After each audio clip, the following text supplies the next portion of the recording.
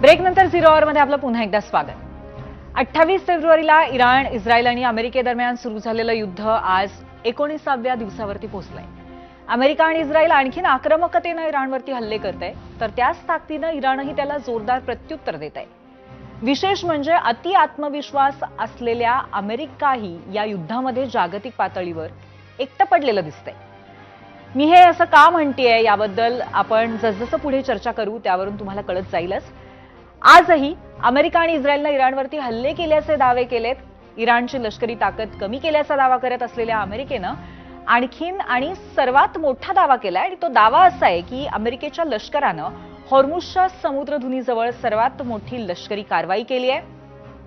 अमेरिकेच्या लष्करानं इराणच्या क्षेपणास्त्र तळांवरती 5000 पाऊंड म्हणजेच जवळपास 2200 किलो वजनाचा बंकर बॉम्ब टाकून हल्ला केला आणि इराणच्या लष्करी तळाला उद्ध्वस्त केलं. या हल्ल्यात जहाजांवरती हल्ला करणारं क्षेपणास्त्र नष्ट केल्याचा दावाही अमेरिकन लष्करानं केलाय. अमेरिकेचं इस्रायलही इराणवरती जोरदार हल्ले करतंय. इस्रायलनं तेहरानमधील बासिश फोर्सवरती हल्ला केला. या हल्ल्यात या दलाचे 2 उच्च अधिकारीही ठार झाले असं इस्रायलने म्हटलं.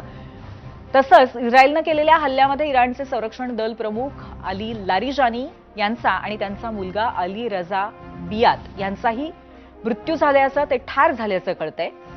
इराणनंही या दोघांच्या मृत्यूची पुष्टी केली आहे.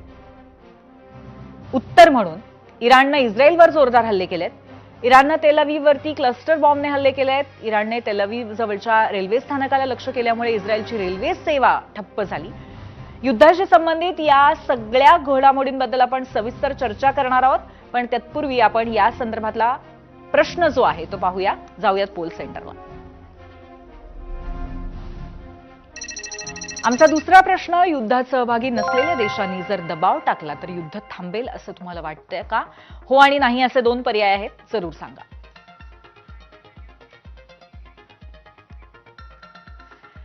युद्ध सुरू झाल्यापासून दिवसागणिक विधानं बदलणारे, कोल्यांट्या उड्या मारणारे अमेरिकेचे अध्यक्ष डोनाल्ड ट्रम्प यांनी आता नाटो देशांवरती निशाणा साधलाय. तुम्हाला आठवत असेलच, 2-3 दिवसांपूर्वीच ट्रम्प यांनी नाटो देशांसह इतर मित्र राष्ट्रांना हॉर्मुझच्या समुद्रधुनीमध्ये पेट्रोलिंग करण्यासाठी सहकार्य करायचं आवाहन केलं होतं. पण या देशांनी थेट युद्धात उडी न मारण्याचा निर्णय घेतल्यामुळेच ट्रम्प नाराज झाले. तसं त्यांनी पत्रकार परिषदेमध्ये बोलूनही दाखवलंय. काय म्हणतायत ट्रम्प, ऐकूया. All of the NATO allies agreed with us, but they don't want to, despite the fact that we help them so much, we have thousands of soldiers in different countries all over the world, and they don't want to help us, which is amazing. I mean, amazing. And I didn't do a full court press because I think if I did, they probably would be. But we don't need help. We've that war has been long prosecuted as far as I'm concerned. Almost from day one, we knocked out many of these things. We knocked out the Navy essentially in a couple of days. At the same time, they think we did a great thing by knocking them out. Nobody wants to have Iran or anybody, but nobody wants to have Iran with a nuclear, because these people are crazy. So everyone agrees with us, but they don't want to help. And we as the United States have to remember that, because we think it's pretty shocking. तर these people R crazy असं Trump यांनी म्हटलंय आणि सहकार्य न मिळाल्यामुळे Trump यांनी मित्र देशांवरती नाराजी व्यक्त केली आहे. पण अमेरिकेनं आणखीन एक दावा केलाय आणि दावा काय, त्यांनी चीन आणि रशिया या दोन्ही देशांवरती थेट आरोपच केलाय. काय आरोप केले तेही सांगते. अमेरिकेतल्या वृत्तपत्रामध्ये प्रसारित झालेल्या एका वृत्तानुसार रशिया इराणला युद्धात सहकार्य करतंय, तर रशिया इराणला अमेरिकेसंबंधी सर्व गुप्त माहिती पुरवतंय, उपग्रहाद्वारे प्रतिमा टिपून ते इराणला पाठवतंय, म्हणून इराण अमेरिकेच्या तळांवरती अचूक लक्ष करू शकलाय असा दावा करण्यात आलाय. तसंच US चीन इकॉनॉमिक सिक्युरिटी रिव्ह्यू कमिशन अहवालाचा हवाला देत चीननंही इराणला ब्रिक्स आणि SCOच्या माध्यमातून मदत करत असल्याचं अमेरिकेनं म्हटलंय. चीन इराणला ड्रोन पासून ते जहाज विरोधी क्रूज क्षेपणास्त्र या सगळ्यापर्यंतची मदत करतंय असं अमेरिकेनं म्हटलंय. रॉकेट इंधन बनवण्यासाठीही चीन मदत करत असल्याचा आरोप अमेरिकेने केलाय. अमेरिकेपाठोपाठ आता रशियासोबत गेली 4 वर्ष युद्ध सुरू असलेल्या युक्रेननंही रशियावरती आरोप केले. युक्रेनचे अध्यक्ष व्होलोडिमीर झेलेन्स्की यांनी ट्विट करून तसंच ब्रिटनच्या संसदेमध्ये भाषण करताना रशियावरती हल्लाबोल केला. रशिया इराण शस्त्रास्त्रांच्या बाबतीमध्ये एकमेकांचे बांधव अशी टीका त्यांनी केली आहे. पाहूया झेलेन्स्की काय म्हणतात.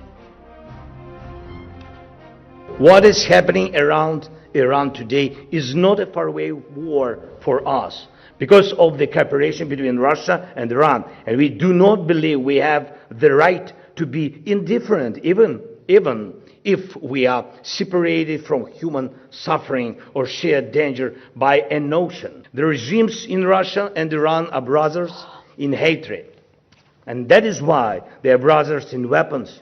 And we want regimes built on hatred to never win in anything. अमेरिकेनं हॉर्मुझजवळ केलेला हल्ला कशा पद्धतीने झाला त्याची वैशिष्ट्ये काय आहेत आणि ज्या बॉम्बने हल्ला केला त्या बॉम्बबद्दलची सुद्धा आपण वैशिष्ट्ये जाणून घेणार आहोत. जाऊयात मीडिया सेंटरला. ग्राफिक्सच्या माध्यमातून काही महत्त्वाचे मुद्दे या संदर्भातले आपण पाहूयात. तर हॉर्मुझवरती अमेरिकेचा मोठा हल्ला झाला आणि अमेरिकेचा 2200 किलो वजनाच्या बॉम्बने इथे हल्ला झाल्याचं कळतंय. बंकर बस्टर अशा बॉम्बचा वापर केला गेला. GBU-72 बंकर बस्टर म्हणजे अगदी खाली जे तळघराचे बंकर्स असतात ते सुद्धा डीप पेनेट्रेट करून पूर्णपणे नेस्तनाबूत करणारे बॉम्ब अशी त्यांची ओळख आहे, डीप पेनेट्रेटर बॉम्ब म्हणून. आणि भूमिगत लक्ष जसं मी सांगितलं तुम्हाला त्यातून उद्ध्वस्त केलं जातं. जहाजविरोधी क्रूज क्षेपणास्त्रांना सुद्धा अमेरिकेने लक्ष केलेलं आहे. गुप्त काँक्रीटचे बंकर उद्ध्वस्त केलेत. एका बॉम्बची किंमत 2,64,00,000 रुपये असते या बंकर बस्टर बॉम्बची अशी माहिती आहे.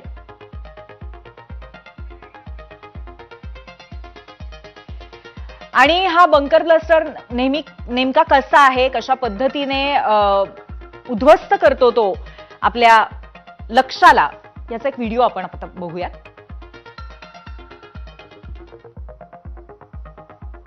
तर हे ग्राफिकल इलस्ट्रेशन आहे. 200 फूट खालपर्यंत प्रत्यक्षामध्ये ही मिसाईल जातीये. इलस्ट्रेशन म्हणण्यापेक्षा एक सगळं समजावून सांगणारा व्हिडिओ आपण त्याला म्हणू. मुळात ही मिसाईलच 200 फूट खाली जाते आणि तिथे खाली गेल्यानंतर तो बॉम्ब फुटतो आणि त्यामुळे अगदी डीप पेनेट्रेट करणारा, अगदी खोलवर जाणारा, जमिनीच्या विविध लेयर्समधनं असा हा बॉम्ब आहे आणि तो खाली जाऊन खालचं लक्ष उद्ध्वस्त करतो आणि म्हणून प्रचंड मोठ्या प्रमाणावरती बंकर आणि सगळ्याच तिथल्या इन्फ्रास्ट्रक्चरचं नुकसान करण्याची ताकद याच्यात आहे. आता या युद्धामुळे कोणकोणत्या देशांवरती प्रत्यक्ष अप्रत्यक्षरित्या परिणाम झाले आहेत, होत आहेत, कोणकोणती